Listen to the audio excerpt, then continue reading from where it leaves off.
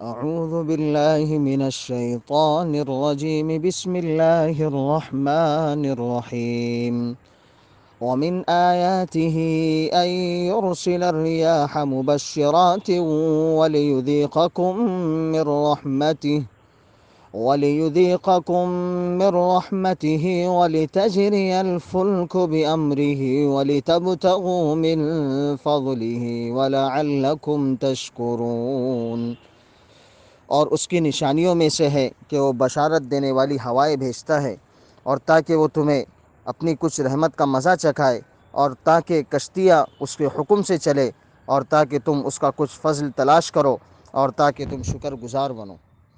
وَلَقَدْ أَرْسَلْنَا مِن قَبْلِكَ رُسُلًا إِلَىٰ قَوْمِهِمْ فَجَاءُوهُم بِالْبَيِّنَاتِ فَانتَقَمْنَا مِنَ الَّذِينَ أَجْرَمُوا وَكَانَ حَقًّا عَلَيْنَا نَصْرُ الْمُؤْمِنِينَ۔ اور ہم نے آپ سے پہلے بھی اپنے رسولوں کو ان کی قوم کی طرف بھیجا، وہ ان کے پاس دلیلیں لائے، پھر ہم نے گناہ گاروں سے انتقام لیا، ہم پر مومنوں کی مدد کرنا لازم ہے۔ اللہ الذی یرسل الریاح فتثیر سحابا فیبسطہ فی السماء کیف یشاء وَيَجْعَلُهُ كِسَفًا فَتَرَى الْوَدْقَ يَخْرُجُ مِنْ خِلَالِهِ فَإِذَا أَصَابَ بِهِ مَنْ يَشَاءُ مِنْ عِبَادِهِ إِذَا هُمْ يَسْتَبْشِرُونَ وَإِنْ كَانُوا مِنْ قَبْلِ أَنْ يُنَزَّلَ عَلَيْهِمْ مِنْ قَبْلِهِ لَمُبْلِسِينَ۔ اللہ تعالیٰ وہ ہے جو ہوائیں بھیجتا ہے تو وہ بادل اٹھاتی ہے، پھر وہ جس طرح چاہتا ہے انہیں آسمان میں پھیلا دیتا ہے اور انہیں ٹکڑوں میں تقسیم کر دیتا ہے۔ چنانچہ آپ بارش کو دیکھتے ہیں کہ اس کے درمیان سے نکل رہی ہے، پھر وہ اپنے بندوں میں سے جس پر چاہتا ہے بارش برساتا ہے، تب وہ بہت خوش ہوتے ہیں۔ یقیناً ماننا کہ بارش ان پر برسنے سے پہلے تو وہ نا امید ہو رہے تھے۔ فانظر إلى آثار رحمة الله كيف يحيي الأرض بعد موتها إن ذلك لمحيي الموتى وهو على كل شيء قدير۔ بس آپ رحمت الہی کے آثار دیکھیں کہ زمین کی موت کے بعد کس طرح اللہ تعالیٰ اسے زندہ کر دیتا ہے۔ کچھ شک نہیں کہ وہی مردوں کو زندہ کرنے والا ہے اور وہ ہر چیز پر قادر ہے۔ وَلَئِنْ أَرْسَلْنَا رِيحًا فَرَأَوْهُ مُصْفَرًّا لَظَلُّوا مِن بَعْدِهِ يَكْفُرُونَ۔ اور اگر ہم نقصان دہ ہوا چلا دے جس کے نتیجے میں وہ اپنے کھیت کو پیلا پڑا ہوا دیکھے تو اس کے بعد یہ ناشکری کرنے لگے۔ یہ آیات دو چیزوں کے بھیجنے کی بات کی گئی ہے جو انسانی زندگی کے لیے ضروری ہے، ایک ہوا اور دوسرے انبیاء۔ دونوں کو بھیجنے والا اللہ ہی ہے۔ ہم سب جانتے ہیں کہ ہوا کا ایک جھونکا اللہ کی عظیم نعمتوں میں سے ایک ہے۔ یہ ہماری زندگیوں میں کتنی برکت ڈالتا ہے۔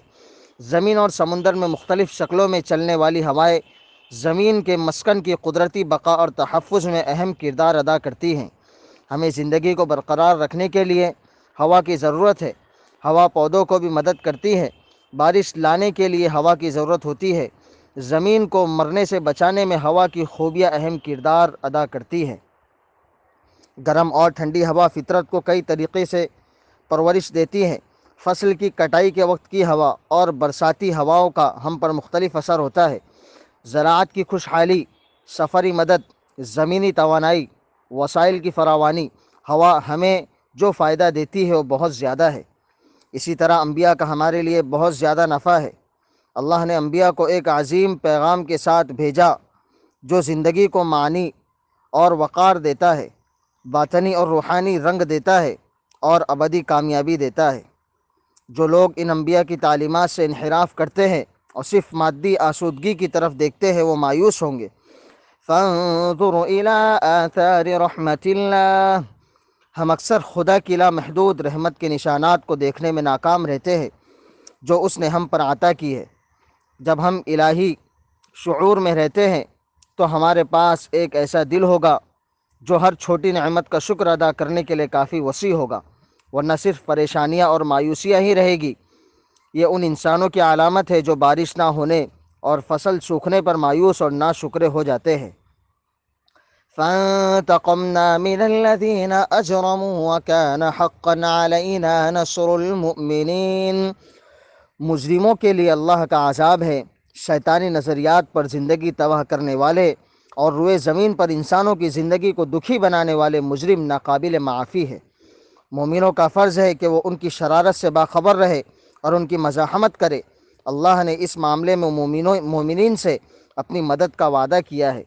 وَكَانَ حَقًّا عَلَيْنَا نَصْرُ الْمُؤْمِنِينَ، مومنوں کی مدد کرنا ہمارا فرض ہے۔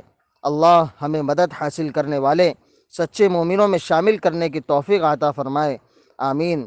انشاءاللہ سورۃ الروم کا بقیہ حصہ کل نشر کیا جائے گا۔ ویڈیو تمام احباب کے ساتھ ضرور شیئر کریں۔